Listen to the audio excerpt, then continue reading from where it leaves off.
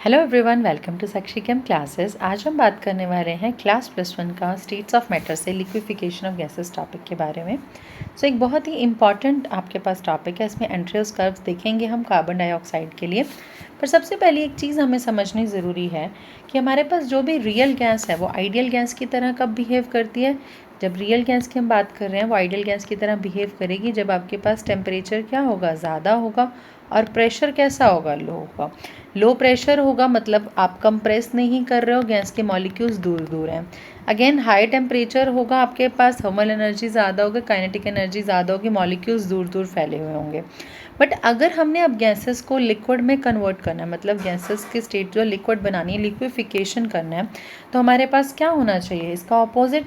क्योंकि देखिए, अगर गैसेस के पार्टिकल्स दूर दूर होंगे तो वो लिक्विड फॉर्म में नहीं बन पाएंगे, क्योंकि लिक्विड में फोर्स ऑफ अट्रैक्शन ज़्यादा होती है।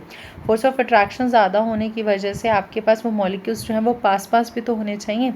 अगर हम बात कर रहे हैं यहाँ पर लिक्विफिकेशन की, तो हमें एक चीज़ समझनी पड़ेगी कि हमारे पास टेम्परेचर कैसा होना चाहिए, लो। प्रेशर कैसा होना चाहिए, हाई। प्रेशर ज़्यादा होना चाहिए, टेम्परेचर हमारे पास कम होना चाहिए।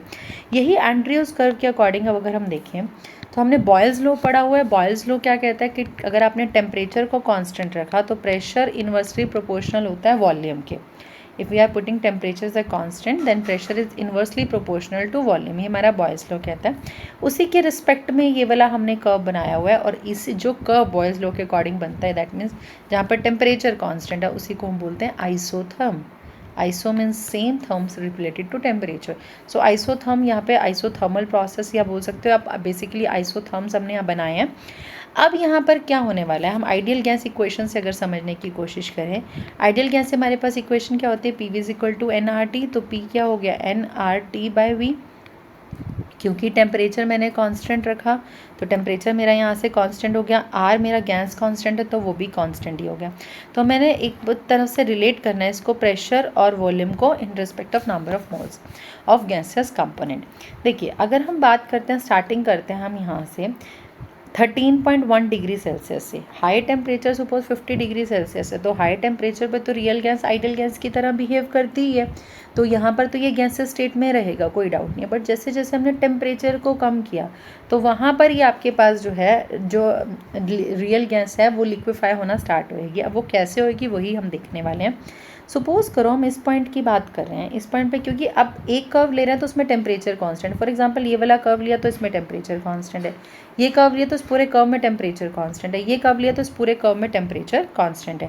तो यहाँ पर टेम्परेचर तो हमारी बात पहली बात कांस्टेंट आ गया, तो प्रेशर और वॉल्यूम की ही हम बात करेंगे। तो यहाँ पर हमारे पास ये गैसेस स्टेट में हमारे पास CO2 की बात करें इस पर्टिकुलर टेम्परेचर पे, दैट इज़ 13.1 डिग्री सेल्सियस पे हमारे पास इस पॉइंट पे, सपोज मैंने इसको नाम दे दिया कुछ एक्स पॉइंट, तो ये एक्स पॉइंट पे हमारे पास गैसेस स्टेट में एग्जिस्ट कर रहा है। अब क्या हुआ, अब मैंने प्रेशर को इंक्रीज़ कर दिया तो वॉल्यूम क्या हो जाएगी, वॉल्यूम डिक्रीज़ हो जाएगी। तो जैसे जैसे मैंने प्रेशर बढ़ाया तो वॉल्यूम क्या हो रही होगी, डिक्रीज़ होगी। इस पॉइंट पे क्या होगा, इस पॉइंट पे लिक्विफिकेशन स्टार्ट होगा।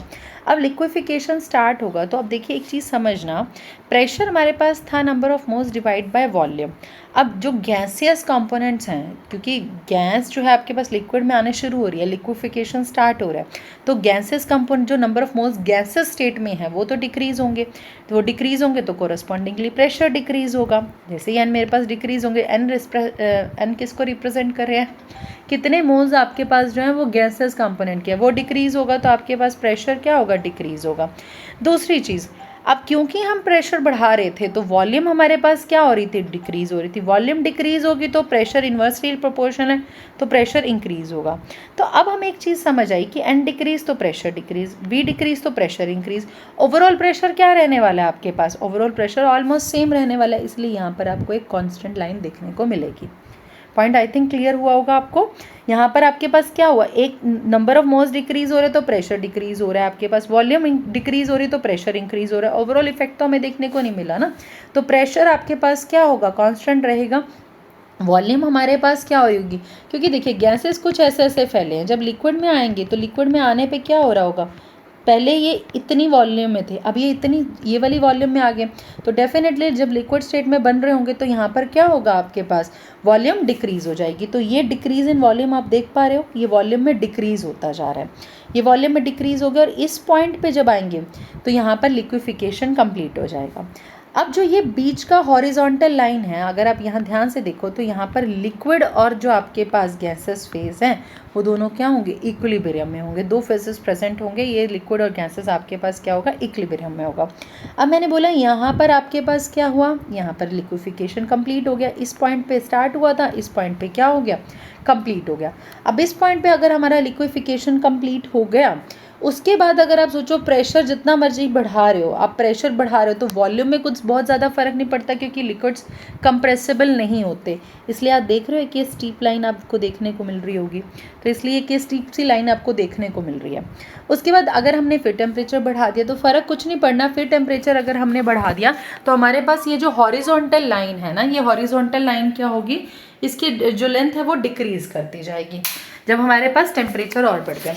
बट एक पॉइंट ऐसा भी आएगा, जो ये ई पॉइंट है, यहाँ पर ये इसका क्रिटिकल टेम्परेचर होगा। क्रिटिकल टेम्परेचर का मतलब क्या है, वो टेम्परेचर जिससे ऊपर आप जितना मर्जी प्रेशर अप्लाई कर दो, गैस लिक्विफाई नहीं हो सकती।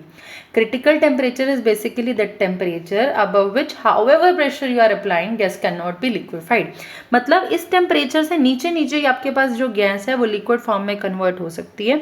इस टेम्परेचर से मैं अगर ऊपर की बात करूँ तो यहाँ पर जो गैस है वो लिक्विड फॉर्म में कन्वर्ट नहीं हो सकती, चाहे आपने कितना मर्जी प्रेशर भी क्यों नहीं अप्लाई कर दिया। सो अगर हम बात करते हैं तो ये हमारे पास क्रिटिकल टेम्परेचर आ गया। इसी के कॉरस्पॉन्डिंग अगर मैं बात करूँ तो मेरे पास ये क्या हो गया, क्रिटिकल प्रेशर हो गया।